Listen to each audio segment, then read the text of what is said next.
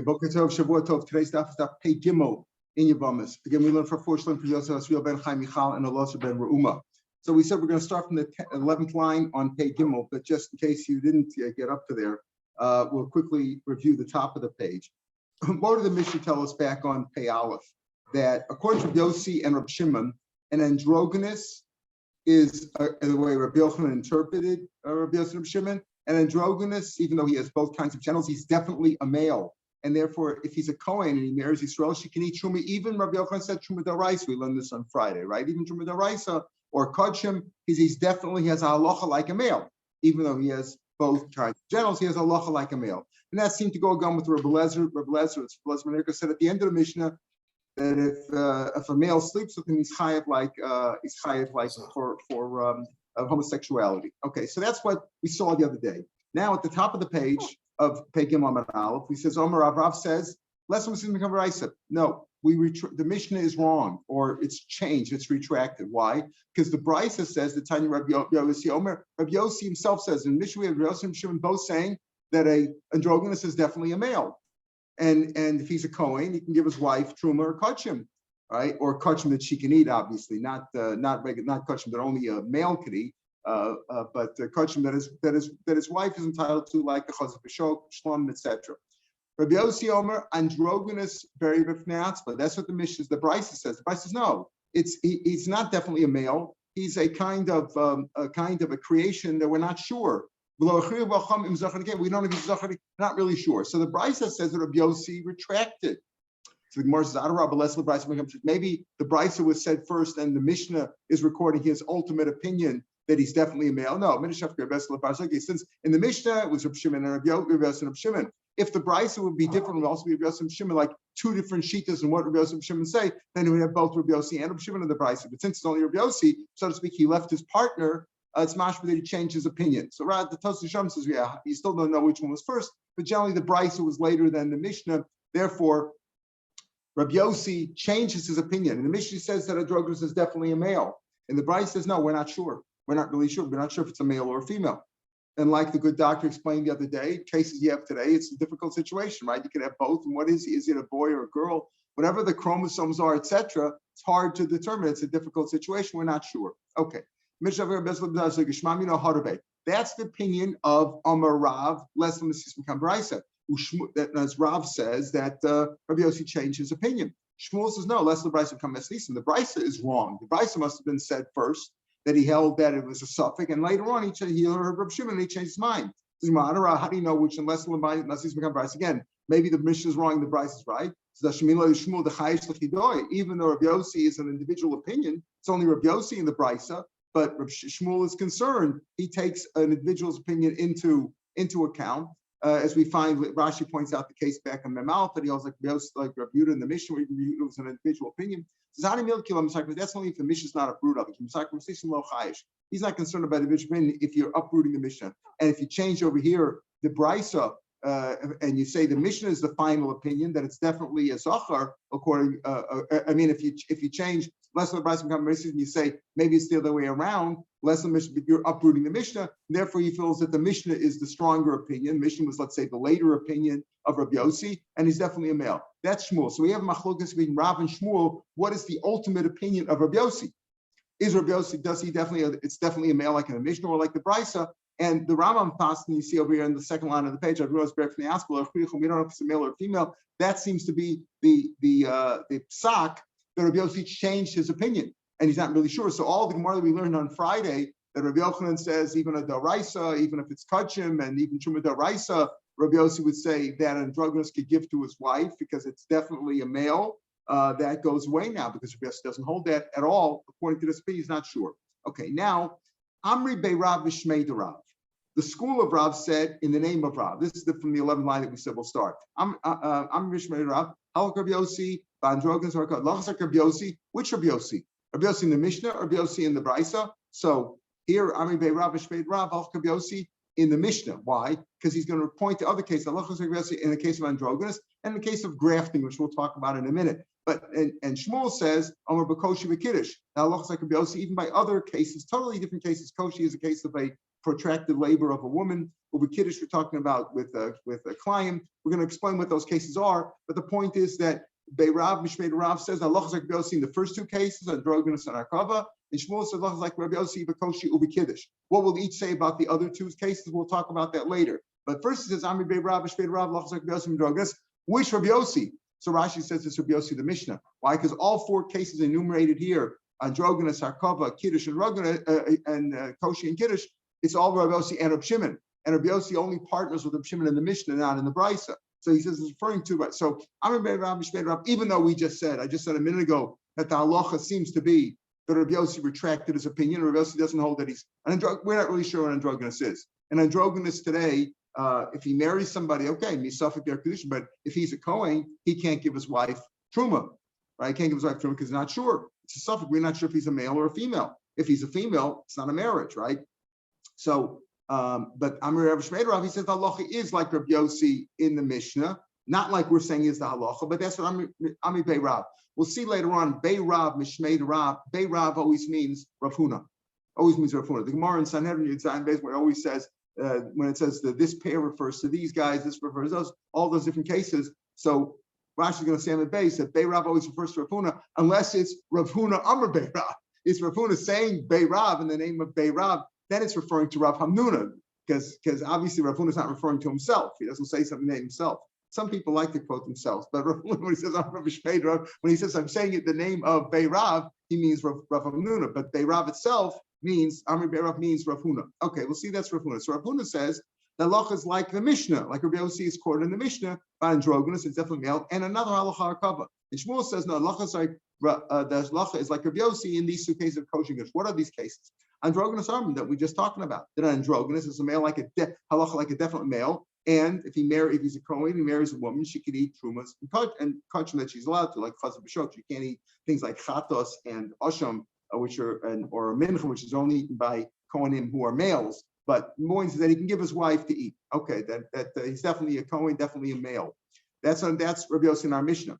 Hakava. What's the case of hakava? You're not allowed to plant or sink in. Mavricha means that you take a tree and you bend it over, sink it into the ground, and then you let both of them grow. That's sinking in. Makiva is grafting another tree. You can't do those things at Erev Shvias. We're in Shemitah now. Erev Shvias, you can't do it Pachim Shlosh Mil B'nei Rosh Hashanah. Less than 30 days before Rosh Hashanah, because then it takes root after Rosh Hashanah. That's the idea. And that's going to take root. It has halacha like Shemitah. It's like taking root then. If you did one of those things, you have to uproot it. You can't do it within 30 days of Rosh Hashanah. No, it only takes 3 days. If it doesn't take root within 3 days of planting, then it won't take root at all. All you need is 3 days. Rabbi Yossi, Rabbi Shimon Omer, it takes 2 weeks. 2 weeks. In other words, you can't plant it within 2 weeks of Rosh Hashanah. So according to the Tanakama, you can't do it within a month. According to Rabbi Yehuda, you can't do it within 3 days of Rosh Hashanah. And according to Rabbi Shimon, it's 2 weeks. This is the Rabbi Yossi that he's referring to. That halacha is like Rabbi Yossi in this case. That's what Beirav said. That halacha is like Rabbi Yossi in androgynous, and the case of Harkava. Amar Nachman adds on Amar Abarabua, the Divri Omer Shloshim. He says more. It's not just that it might take root. The concern is it's going to take root after Rosh Hashanah begins, after Rosh Hashanah Shemitah, because he says 30 days before Rosh Hashanah, Rav Nachman is saying, is already considered like Rosh Hashanah.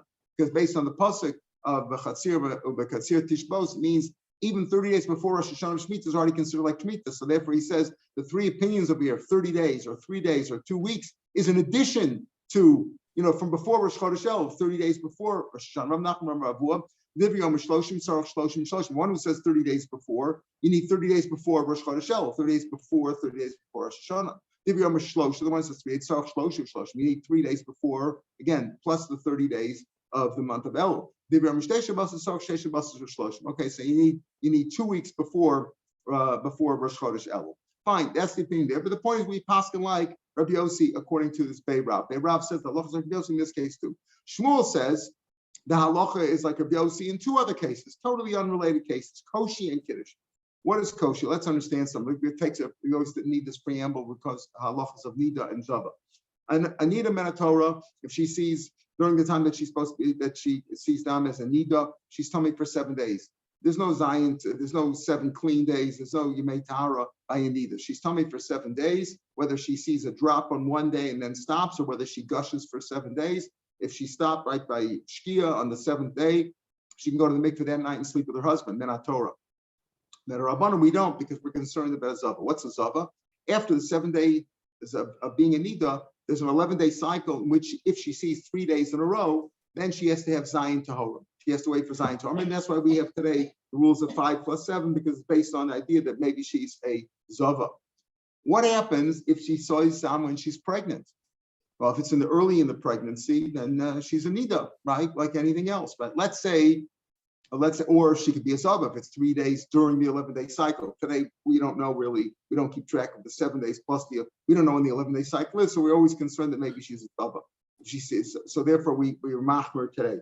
The women are machmer themselves, like, and more than the rabbis even caused them to be machmer. They took it upon themselves. And Shmuel says, so what do we think of here? Let's say she saw dam 3 days in a row during the 11-day cycle, but it was near the end of her pregnancy. Now the concern is maybe it's because of labor. Labor can cause her to bleed. So he says like this.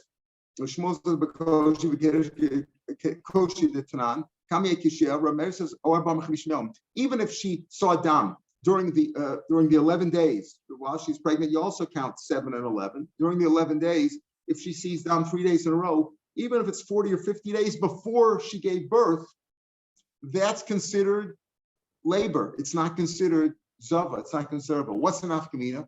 After she gives birth anyway, she has to wait 7 days if it's a male, 14 days if it's a female. The difference is the bears are 7 days and 14 days, period, regardless of whether she sees dam. It's a question of days. Afterwards, it's machlokas whether she has to go to the mikveh. They still hold she has to go to the mikveh. Shamis is not lav dafka. But the point is, she doesn't have to have yomei tahara. She doesn't have to have 7 clean days, right? Yomei toar. She doesn't have to have that if she is not a zava.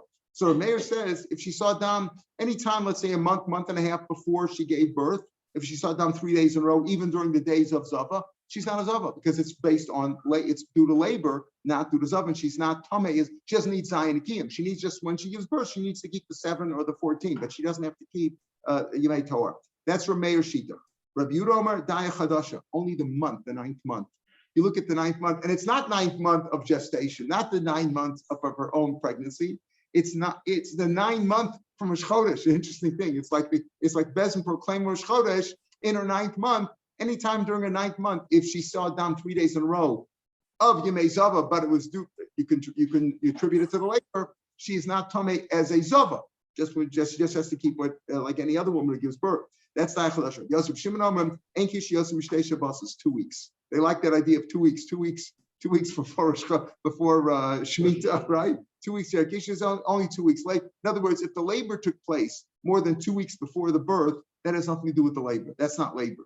You can have labor pains, whatever you want to call it, but it's not the labor. She has to keep it like a zava. Okay, that's a shiloh there by Koshi. What's kiddush?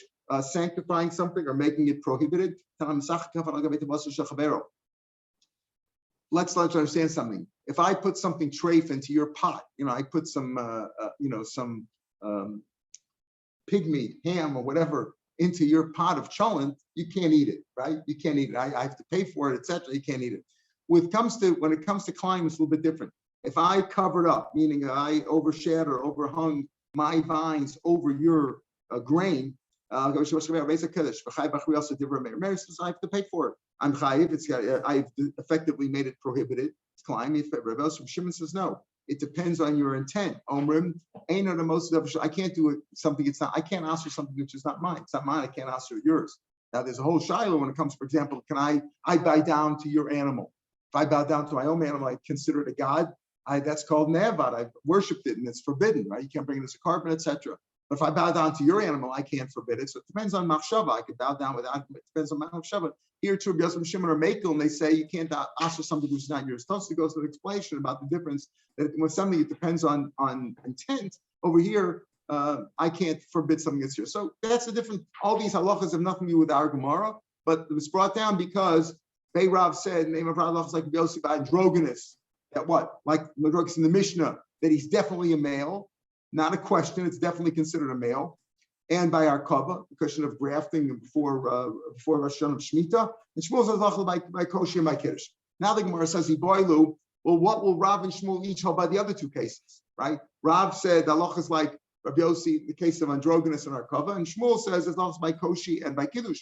What would the others say? Iboilu, bedrogynous maliyam Shmuel. What would Shmuel say by androgynous? Well, Tashma, we just had that. Ramaral, Tashma Adam Shmuel, Rabbanan, less Lebrayis Mekami Masis. The top of today's daf, and Ramaral said that Shmuel held that the brisa is discounted in the face of the Mishnah, meaning the Mishnah is correct. That Rabbi Yossi says, like Rabbi Shimon, that androgynous is definitely a male, not like the brisa where Rabbi Yossi is musupak, where he's not sure. So that's Shmuel's opinion. Less Lebrayis Mekami Masis. So therefore he holds that the Mishnah is wrong. I'm sorry. The Mishnah's right. The Mishnah's right. Not like Rav said, right? That Rav Yossi said. Rav Yossi said that what did we say? That Rav said. Rav said that halacha is like Rav Yossi by androgynous in the Mishnah, and Shmuel says, unless Lebrayis comes, he also holds like Rav that the halacha is like Rav Yossi in the Mishnah, that androgynous is definitely a male, not like I said we paskin, not like let's say the Rambam paskins. But Rav Shmuel held like Rav, less Lebrayis Mekamisis, meaning the Mishnah is correct. Like Rav said that too. Harkava Malim. So what did we say about Harkava? Tashma Damrei Shmuel Ravanan Tani Kamadam Rishloshe Shloshim. Not like Rabbi Yosef Shimon who held that it's 2 weeks before Rosh Hashanah, but rather 3 days before Rosh Hashanah. If you planted before 3 days before Elul Shloshim 3 days before if you planted before 3 days before the end of Av, going into Elul, you're okay. You need 33 days before. 33 days before Rosh Hashanah, it's forbidden. So he doesn't hold like Rabbi Yossi and like Rabbi Shimon. He goes like Rabbi Yehuda, who said 3 days. Okay, all right. So Shmuel agrees with Rav as far as androgynous is concerned. That the halach is like they all like the Mishnah that like Rabbi Yossi agrees with Rabbi Shimon that he's definitely male, not like we paskin l'maisa, I said. And when it comes to Harkava, he doesn't agree with Rav because he says that the halacha is not like Rabbi Yossi, but rather like Rabbi Yehuda. Okay, Koshi man Rav. What would Rav say in the case of Koshi? Shmuel says the halacha is like Rabbi Yossi when it comes to Koshi. That it's only 2 weeks. 2 weeks before she gives birth. Only that time is considered. If she sees dam, it's due to labor. Otherwise, before that, it's considered she could be a zava. And a yoledes bezava, if a woman gives birth while she's tamei zava, not only does she have the issue of 7 days and 14 days, boy or girl, regardless of dam or not dam, she also has to have yomei Torah. She has to keep yomei Torah. She has to have 7 clean days for her to get out of the state of zava, followed, of course, by the mikvah. So Koshi Mali Omer Rav, what would Rav say there? Shmuel says halacha is like Rabbi Yossi when it comes to Koshi, that it's 2 weeks. What would Rav say there? Taken, we don't know what Rav would say about the halacha of taken. We had the different opinions of Koshi, whether it's the month the Chodesh month in which she gives birth, or whether it's any amount, even 40 or 50 days, a long time before that, as long as she continued by all, whoever you say, whether it's 40 or 50 days, whether it's that month, or what they say is 2 weeks, it's only if she gives birth from that labor. Now, she's in hard labor, and if she's in labor, according to the first opinion, even for over a month, and then she gives birth, then it's due to the labor. The other opinion is no, only that month. The other opinion is Rabbi Yosef Shimon that it's only 2 weeks, but she had to give birth directly from labor. If she stopped for a day, Shiloh over there, what do you mean by a day? Is it 24 hours or is it a full day? It's got to be like Laila V'Yom, in other words, like Shabbos. It starts from Shkia to Shkia. As you have more than 24 hours, unless it was the exact same 24 hours. So if she stopped then definitely she is Yoledes B'Zav, because then you could say that the blood that she had, the blood that she gave was not just due to the labor, it could have been because of the Zav, we're not sure. So the hetzer, so to speak, to say that if she gave birth from hard labor in which she saw dam, and we say that dam is attributed to the labor and not to the zava, is only if it was directly from the 40 or 50 days or from that month or from the 2 weeks, whatever you say, but she didn't stop in between. If she stopped in between, then you say no, then the blood was not due to labor, it was due to the zava. Okay, so what would Rav say there? Which opinion would he hold? We don't know. Kiddush Maliam Rav, what would he hold by the case of the Klayim? If you hung your vines over somebody else's grain, over Rav saying Rav Yosef, Tashman Rav Huna Marav, Ein Alach Rav Yossi. So here Rav says, not like Shmuel that says the halacha is like Rav Yossi there. The halacha is not like Rav Yossi. Amalei Abaya, but my chos is someone's, why do you depend on that opinion? Samachaha, the Amar Bar Amarav, Allah Rabbi Yossi. We have another opinion. Throughout Shas, we have many opinions, different opinions what Rav said, right? One says one. Here we have two. Rav Huna said that Rav said Lach is not like Rabbi Yossi. Then we have Rav Bar saying Lach is like Rabbi Yossi. So why do you depend on the first opinion? Amri, the answer is because Bei Rav. Who is Bei Rav? We're talking about Bei Rav. We start off by saying Amri Bei Rav in the 11th line on Amar Aleph. Amri Bei Rav Ishmeir is like Rabbi Yossi, Van Drogas and Merkava. And Shmuel says Aleph is like Rabbi Yossi by Koshi of Kiddush. We're talking about Bei Rav Ishmeir Rav. Who is Bei Rav? That's Rav Huna. Gemara says in Sanhedrin Yutzayim and Beis, like I said before. If Rav Huna says Bei Rav, Amar Rav Huna Bei Rav, then the Bei Rav is Rav Hamnuna. But if it's simply Amri Bei Rav, that's Rav Huna. Rav Huna, Amar Ein Halacha. In other words, we're trying to explain not just Rav, we're explaining what does Rav Huna say in the name Rav. And here Rav Huna says Ein Halacha Rabbi Yossi. So therefore, he disagrees with Shmuel. Shmuel says the halacha is like Rabbi Yossi in the case of Kiddush, in case of Klayim, and Amri Bei Rav would say not. So in the first case of androgynous, they definitely agree. Bei Rav and Shmuel would agree. In the second case, they disagree. In the third case, we don't know. And in the fourth case, they disagree.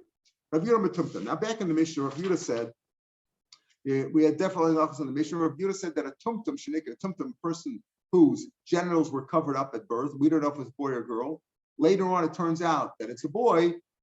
Lo yachlitz, you shouldn't give chalitza meishu kasaris. In other words, he says that if his genitals were covered up at birth, and afterwards it turned out that he was a male, not both, not an androgynous. He's not male and female. He's just a male, but it was covered up at birth, and later on was revealed. Rabbi Yehuda says that person is saras chama. He's sterile. He can't have children.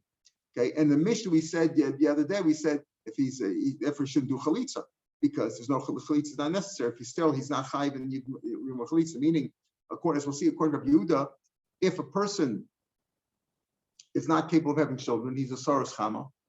Certainly, he's a psuadaka. He's not supposed to. Psuadaka, if he was injured, he's not supposed to marry her at all. But even in saras chama, he has a mitzvah of yibmut. So if he's the only surviving brother, she's free to marry. It's like her husband died with no children and no brothers. She's free to marry. That's what Rabbi Yehuda would say. Even though he said in the Mishnah, yesh ach acher, right? There's the isha do chalitza. It's mashma from the Mishnah that if there's another brother, if there's no other brother, he should do chalitza. But like Michael pointed out the other day, that would prohibit her from marrying a Kohen, right? So Rashi seems to say that, but we're going to see the Gemara. The Gemara is going to, let's say, correct that a little bit. Amar Vami. So Amar Vami, my over Rav Yehuda l'tumtum debiri. What's Rav Yehuda going to? Rav Yehuda says that a tumtum, if he was born with and his genitals were covered up, he's going to be sterile. Even if it turns out he's a male, he's sterile. Presumably, it's the same thing if it turns out she's a female. I don't know, but he says that if it's a male, it's sterile. So Rami says, what's he going to do? What's he going to do with the famous case of the tumtum in Beeri? Beeri was a place in Israel.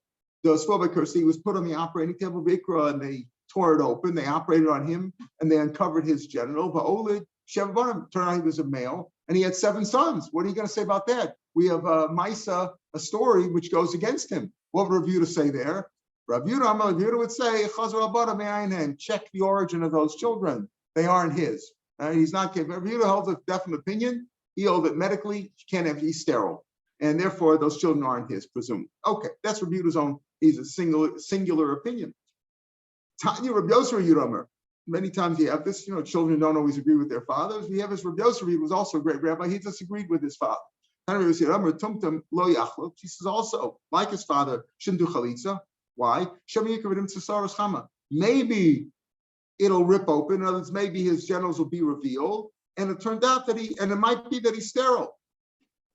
So therefore, he should do chalitza. So the Gemara says that's the only concern. And also might be that he's a female. Why do chalitza? Might be that it's not a he, it's a she. And if it's a she, there's no chalitza. Obviously, he's not a boy. He can't do chalitza. There's no point in doing chalitza. If the guy died and he left only a sister, there's nothing to do there, right? It's atu called the mikra zachar. Anybody says maybe it'll rip open, and maybe it'll be a boy, and it'll be a saras, and it'll be sterile. And if it's a girl, it certainly doesn't apply. Atu called the mikra zachar. This is what he means. This is what Yosef means to say. Maybe it'll be in a keva. So you shouldn't do chalitza. If you do chalitza, what are you going to do? You're going to forbid her from marrying a Kohen. He says, don't do that. Maybe it'll be a girl. The gear says and if it's a boy, maybe it'll turn out to be a saras chama. Maybe it'll turn out to be sterile. Meaning, don't do chalitza. Let somebody else do the chalitza. Why? Because if he does chalitza, if the tumtum does chalitza, number one, maybe it'll be a female, and number two, even if it's a male, there's a good chance that it'll be sterile, and he won't do it. So therefore, don't do chalitza. Let somebody else do the chalitza. That's really what he's saying. My ben, I wasn't seeing his father and son. Rav Yehuda says that a tumtum should never do chalitza. Should never do chalitza, right? No chalitza. Rashi in the Mishnah said, right, if he's the only brother, right? Rashi said, if he shouldn't do chalitza, if there's another brother, he shouldn't do chalitza. Okay, right? Shouldn't do chalitza. But we'll see now the Gemara is going to adjust that a little bit. Gemara says, like, what's the difference between the Tanakh, between Rav Yehuda and his son?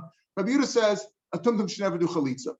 Rabbi Yossi says, Rabbi Yossi, the son of Rabbi Yehuda, says shouldn't do chalitza because maybe it'll be a girl, and if it's a girl, and if it's a boy, he might turn out to be sterile, but maybe not. Amrava lifts up makam achad. I mean,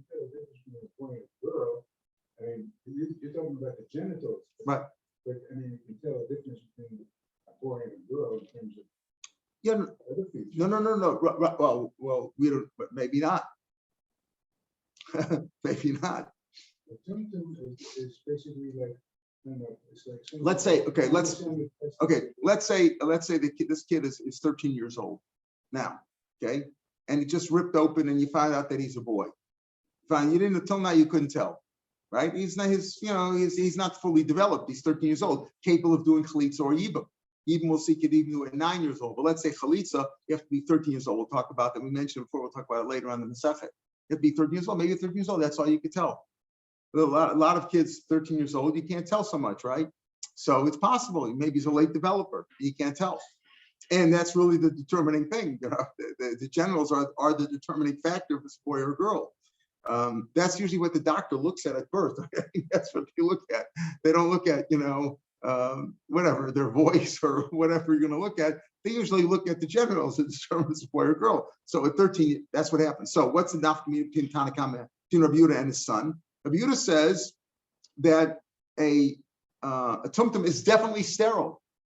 So there's no point in doing chalitza even because he's sterile. Even if he's the only son, there's nothing to do. If he's the only surviving son, he's the only surviving brother, whatever you want to call him, the brother that Reuben died, left no children. Shimon is a tumtum. Even if he's a boy, there's no point in doing chalitza because he's definitely sterile. So that's what he says. Rather, I skipped the line. Let's say there are other brothers, right? Other surviving brothers, and this one does chalitza. This 13-year-old tumtum, former tumtum, now he turns out that he's a boy, and he does chalitza. So he wouldn't ruin the other. He wouldn't ruin her from the other brothers. Normally, if one brother does chalitza, the other brothers can't marry her now, right? Right? But his chalitza would be nothing according to Rav Yehuda because he's sterile, and he's a saras cham, and chalitza doesn't count. It's like somebody in the street doing chalitza to her. Or let's say he's the only brother. Should he do chalitza or not? According to Rav Yehuda, there's no point in doing chalitza, even if there's no other brother. Says there, Michael. That's why I said in the Mishnah. Rashi said if there's another brother, Rav Yehuda says you shouldn't do chalitza. Here the Gemara is sort of adjusting that and saying no, not like that. Even according to Rav Yehuda, even if there are no other brothers, don't bother with chalitza. Don't ruin her from a coin because a tumtum is definitely sterile. Whereas Rabbi Yossi, his son, says, no, Dad, it's not definitely sterile. We don't know what he is, right? So as he's a tumtum, he shouldn't do chalitza because we don't know maybe he's a girl. And even if it turns out that he's a boy, maybe he'll be sterile. So therefore, while he's a tumtum, shouldn't do it. Now, if it turns out that a tumtum shenikra and turns out that he has male genitals, according to Rabbi Yehuda, he still wouldn't do chalitza because he's sterile. And according to his son, we don't know. So therefore, he should do chalitza. If he's the only son, he has to do chalitza to free her from marriage. And she wouldn't be able to marry Cohen. So again, excuse me, Amarava lifts up makamachim to ruin the other brothers, in others to prohibit the other brothers from doing yibam if he did chalitza. According to Rabbi Yehuda, it wouldn't ruin it because his chalitza is meaningless. He's definitely sterile, even if he's a boy. And if he's the only one, if there's no other brothers, according to Rabbi Yehuda, there's no point in doing chalitza. According to his son, it would be. It says, take a look at Rashi, about even where we are, a little bit above Im ein sham ach elahu Rabbi Yehuda lo boy chalitza you wouldn't need chalitza because he's definitely sterile. He's sterile. He's not chayv even more chalitza. Rabbi Yehuda boy chalitza misafik. Okay. Back in the next piece of the Gemara. Amar Rav Shmuel Bar Yehuda Amar Rabba, Achvad Rav Yehuda Bar Yehuda, the brother of Rabba, the brother of Yehuda. Amar Rav Yehuda said in the name of Rav Yehuda Amar Rav. All this was said in the name of Rav. Androgonus Chaim Skill Mishtei Mekomos. We mentioned this before at the end of yesterday's daf. And Androgonus has both. Back to Androgonus. We were talking about Tumtum for a little bit. Now we're back to Androgonus. Androgonus has both sets, as boy and girl genitals. Okay, if a person has bia, if a boy has bia with him, so the Tanakam over here says he's chayiv skila for homosexuality, whether he had bia with the male genitals or with the female genital of the androgynous. The last line of the Mishnah was back in Be'alot that androgynous yechayiv skila like a male. He's definitely a male. Sounds like he's definitely a male, but it's mashri kibbutzacher. The Medamorim says the Bryce. It's the Mishnah. In our Mishnah, we just kibbutzacher. The Tosefta adds on Medamorim bezacher only if he had bia with who was male genital to male genital. Aval ben akeva shalo. But if a male had bia with the female organ of the hermaphrodite, the androgynous, then you're putter. So what do you see? You're not chayiv on both genitals, only on the male genital. The answer is okay, yeah, but the opinion of Rav that we quoted in the name of all those other rabbis, we quoted in the name of Rav said, who don't make knows like this time, at this time of Shmoy Omer, androgynous chayiv skill mishem mekomos. Rav Shmoy holds you chayiv. So here's a shiloh over here. In other words, we said that androgynous is a suffix, we don't know what he is, if it's a male or a female, right? That's what we said. However, the opinion of this Rav Lezer is, and Rav Samoy, that he definitely has halacha when it comes to homosexuality. He has halacha definitely like a male. The only question is, are you chayiv also if he had bia with his vagina, not with his penis? That's the question. What's my comment of Samoy? What's Rav Samoy's reasoning? Why he says both? Amarav says, Bar Hamduyas, but Rav explained it to me. The pasuk says in Perikut Ches pasuk Chavez, that's Zachalo Sishkav Mishkevei Isha. You shouldn't sleep with a male. A male should not sleep with a male. Mishkevei Isha, the lines of a woman, right? Ezo Zachashesh Bo Shnei Mekovos. When there's lines of a woman, meaning front or back, vagina or anal, let's say. Haviyomer is androgynous. Androgynous has both. Androgynous has both, meaning he has both a vagina and anal. So that's what he means. So he says over here, shouldn't sleep with a androgynous, because the pasuk says you shouldn't sleep with a zachar mishkevei isha. What kind of, who is mishkevei isha? Right? What does that mean, mishkevei isha? Two kinds of lines. It's only an androgynous who has that. You shouldn't sleep with a male who has two kinds of abilities to have sex with both anal and vaginal. That's only an androgynous. That's Rav Shmoy. The Rabban who disagree and say not only on the male part. Afagav this page, Shem Mishkavos, even though he has two Mishkavos, there's two ways to sleep with him. As Zachar Ksiv, it says Zachar only with the male genitalia, not with the female. So even though it says, so basically he's saying that the real homosexuality that's forbidden, it's only based on the Zachar part, meaning even though, so the question is, so anal sex with, presumably that's what most homosexuals have, right? It says Mishkevei Isha, so it includes that too, but it says Zachar, you have to do the Zachar part, not the vaginal part. Okay, that's what the Rabbanan will learn.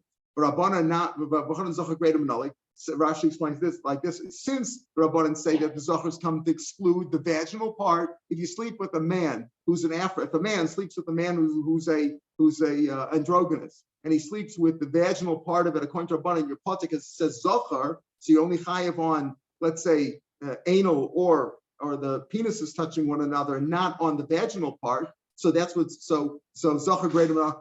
They say that the Zachar is not coming to tell me the Zachar part of the androgynous. Zachar is coming to tell me, I mean, only the part of the Zachar. So of an androgynous, how do you talk about a regular person? How do you, a regular male with a regular male, not an androgynous? Where does it say that? Because you're saying the whole pasuk is speaking of Zachar Lazish Meshkei Isha. What kind of Ishkei Isha we talk about? Shem Mishkavas, we're talking about androgynous. So Rabbanan says no, Zachar excludes the vaginal part. So how do you know a regular Zachar with the Zachar of Manalu? So the gears to here is not like we have like Gemara, it's me the S. Look in the Bach, the number of bays in the Bach. Rabbanan Zachar greater Manolan, me the S, because it says the S Zachar, that the S teaches me that. Okay, Isha Shalokidakam Nolo. How do you know in general? In general, we're not supposed to commit adultery. A man with a married woman, a man with his sister, all the forbidden acts of sex that are forbidden in the Torah, how do you know, and with a male, which involves male and a female, how do you know that includes also anal, not just vaginal sex? How do you know that? Isha shalokadaka, that's called shalokadaka, not in the normal manner. How do you know the Manalu? Because how is that known? That's because it says, me, again, the Bach says, me Isha. It says, Mishkavei Isha, so the S comes to include regular Zachar with Zachar, and Isha is telling me any part of the woman, period, Isha. That's how the Bach learns the explanation. So we have this machlokas here between two rabbis that when we say that sex with a male and a androgynous is chayav only on the male organ, presumably in addition to anal, or only on or even on the female organ. Amarav Shizbi, Amarav, Chista Lola Kol Rav Lezer androgynous Sachamaya. Rav Lezer, who says over here that Rav Lezer said androgynous is chayav ski like a zachar, which presumably, based on the way, we learned the psak like Rav Yossi, that we're not sure if he's a boy or a girl. You're not sure if a boy or girl, so presumably having homosexual sex with a person, we're not sure if he's a boy or girl. You couldn't give him skila because you don't know for sure what he is. It's like a sra suffix. But according to Blazer, he's definitely a male, and therefore you're chayiv on the male organ for sure. And then some say even on the vaginal sex also he's considered a male, and therefore it's sex with male and male, even on the vaginal organ of the female organ of this androgynous who has a loch like a male. Now it comes, Rav Chisda comes along to say no. Rav Lezer says an androgynous has loch like a male. He doesn't mean it got to be everything. It's not definitely a male for everything. For this he's a male. In other words, for homosexual activity, he's a male. Because if you say he's definitely a male, what about an animal who's an androgynous? Okay, I don't know if doctors are, that there must, if it can happen by humans, presumably happens by animals too. So if that would be the case, for Mukdash and Yikdash, if it comes to an animal, let's say an animal, we're going to talk about birds in a second, but animals have to be, when it comes to a carbon, male or female. That's a Zachar and a Keva. An Ola, an Osham have to always be male. Ola and Osham is always male. Chatas, sometimes it's a female, sometimes it's a male, but the pasuk tells you a regular commoner brings a chatas, a female, a kitzber seira. The nasi brings a male, right? A sair. Different halachas. Even shlamim, as we'll see, shlamim could be a male or a female animal, but it's zachar or nekeva. It's got to be one or the other. So if that would be the case, if Rabbi Lezer would say that an androgynous is always male, so if that would for everything, androgynous is a male, period. Not only for homosexual activity between humans, but he's definitely a male, then that would be the case. It would be a male for a hekdesh also. Say an animal that was an androgynous, you could bring him as a male, and that's not the case. That's a mum. Is it? It's a mum. It's a mum, right? That's a good point, right? Isn't it a mum? According to us, that would be considered a mum. If we don't hold it, Rav Lezer says no, it's definitely a male. So that's a, does he have a mum because he's got that? Maybe, but still it would be kadosh, as we'll see. It would be kadosh. You're right. It would be a mum. Even according to Blazer, it would be a mum. But it still could be. You could have kedusha. And here we say and we see that it does. How do we know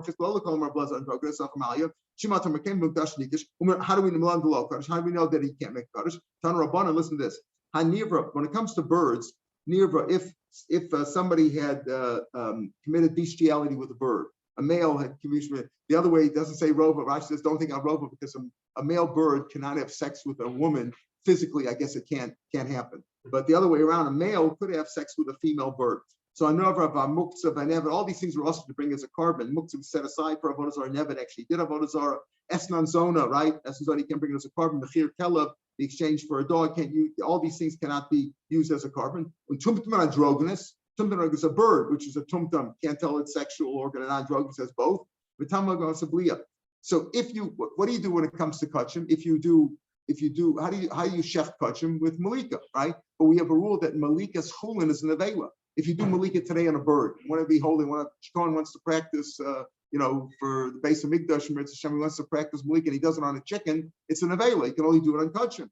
So it says over here, now as such, the rule is that nevelis of tar, if you have a tar bird, a bird which is a kosher bird, a chicken or a kosher bird, and it died without proper shechita, like malika in the case where it's not kachim, is matame the clothes that you wear only when it's in your throat, only when you eat it. That's a special halacha about birds. Not mitami if you touch it, only in your throat. Only time there.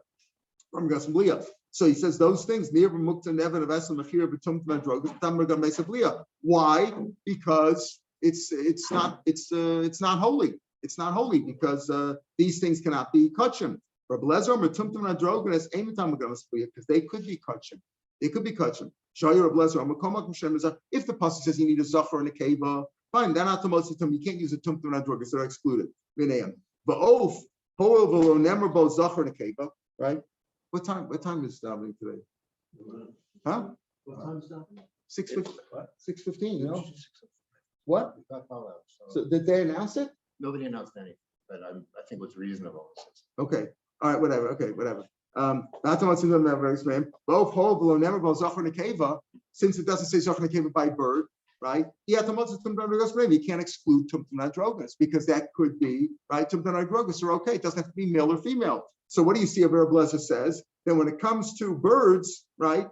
You don't say that they're kadosh. Yeah, and it's not kadosh over here. So he says. So Rav Lezer says, so here it doesn't say that. So you can't exclude tumtum androgus from among them. And therefore, what does he say? So therefore, by birds, it could be kadosh because bird doesn't have to be zachar and keva.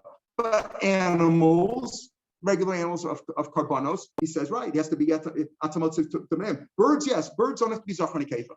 And we would call ein tamas v'zachrus by ein tamas v'zachrus, but bird doesn't have to be, could have a mumalsa, could have a blemish. Because a bird's blemish, unless it's missing a part of the bird, a blemish doesn't count. Same thing, whenever it talks about birds, you could bring birds, it could be boy or the only birds you bring are ola or chatos, but either one of them, if it's ola or chatos, could be a boy or girl. It doesn't talk about that. But by animals have to be zachar and nekeva. As we said, certain ones have zachar, certain ones have nekeva, and even the ones that could be both shlamim is, it's whether shlam could be a zachar and nekeva, but it's got to be one or the other. And here it's not that. So you see over here that it can't be. Rav Lezer would say if it says zachar and nekeva, tumtum and drogus doesn't work. So even though Rav Lezer says when it comes to sex, homosexual sex, that a androgynous has a halacha like a male, but not everything, because an animal that it's an androgynous cannot be brought as a zachar or an nekeva. What about your question about that it's a mum? So we'll talk about that. We don't have time to finish now because of they're going to start davening early. We'll finish this piece tomorrow. I wanted to finish the parak today. It was to be the end of the 8th parak, which is half of the program in Yevmot, even though we're more than halfway through. Oh, we'll see the rest of that tomorrow. We'll come back. We'll talk about that tomorrow about an animal that could be kadosh or not based on this thing that we're just discussing right now. The same thing we're discussing till now. All right, pick it up for tomorrow.